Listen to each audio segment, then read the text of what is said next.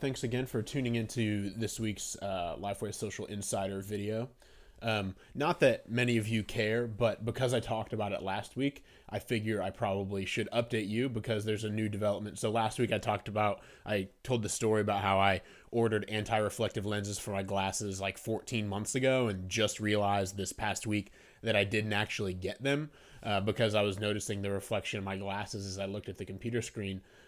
Well, as of 30 minutes ago, I'm recording this Thursday afternoon. As of 30 minutes ago, I got the anti-reflective lenses, and I feel like I'm living in a funhouse because my glasses also, the prescription changed a little bit.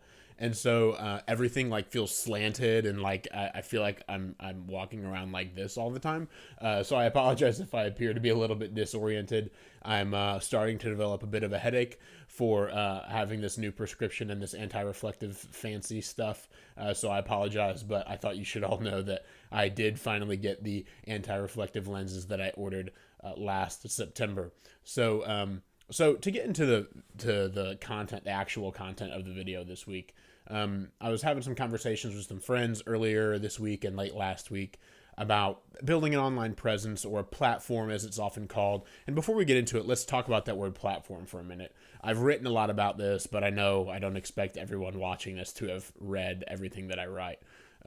Platform can be a dirty word sometimes, and I understand where and how it can be a dirty word. You know, sometimes we talk about building a platform. Often, especially in the Christian space, when we talk about building a platform, we're talking about people who are trying to make themselves seem unnecessarily or unrealistically important, or make themselves look more worthy of attention than they actually are, I guess. I don't know how best to put that, but a lot of times when we're talking about people building a platform, we're talking about people building the sort of artificial authority that they don't actually have. That is bad. You don't want people doing that because ultimately that's deceiving people, and we think that's anti-gospel and anti-Christian. That's not a way a Christian should be acting. But I think if we're talking about people building a platform as in building an online presence for the purpose of serving people, I don't think the word platform has to be dirty in that respect. So I hope that makes sense. Sometimes these things are easier to talk about in conversation where you can nuance and clarify. So though this is sort of a one-way conversation, if you have questions about the word platform or anything like that, you can feel free to email me. Just respond to the email that this video came in, and I'm happy to answer any questions about platform and if Christians should be building, whatever questions you may have. But when we're thinking about building a platform, there are kind of three harsh realities that sometimes I think we aren't ready to face. And the first one is that if you're going to build an online platform, an online presence of some kind, it's going to take longer than you think it should. It's going to take more time to build an online presence than you think it should.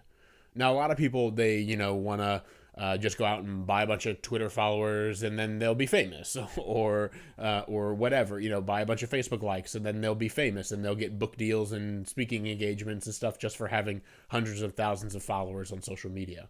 And so that's what a lot of people do because they're not willing to play the long game and have patience and actually provide value to people over time. A lot of people ask me sometimes, they'll say, how do I get followers? And really the best way you get followers is by making yourself worth following. And the way you do that is by providing valuable content. So there's no really trick, in my opinion, that's worth pursuing to try to get more followers other than actually providing value that makes you worth following. So the first kind of harsh reality that we have to face is that building an online platform that's worth having is going to take longer than we want it to. A lot of times we want to, if there's us and then this chasm and then success on the other side, we just want to jump over the chasm and get to success. We don't want to take the time and put in the hard work that it takes to build the bridge to get over to whatever we see success being. And so I think we just need to have patience and realize that there's a lot to be experienced and a lot to learn in building that bridge to whatever we define success as, and not just try to jump and get there as soon as we can with this silver bullet kind of idea. So that's the first reality, that it's going to take longer than you think it should. The second reality is that it's going to be more difficult than you think it should. Everyone's wired differently. Everybody has different gifts, but depending on how you're gifted, you might be really good at writing content, but you might have difficulty figuring out the best way to share it or figuring out what social media platforms are best for you. Maybe you're wired maybe the opposite way, the other way, where you're not very good at writing content. You really need some help getting brainstorming content, getting content together, but you're really good at getting the word out when you do have content. Everybody's just kind of wired a little bit differently and brings different gifts to the table when it comes to building an online presence. Regardless, building a solid, good, healthy online presence is going to be more difficult than you think it should be. And a lot of times, you're going to be writing blog posts or posting YouTube videos and spending a lot more time than you feel like you should for the audience you're getting. But you can't get blog readers without writing for few readers first, right? You can't get 10,000 readers without first writing for 10. It's not like there are just going to be 5,000 people waiting to knock down the door to your blog every day before you actually write something.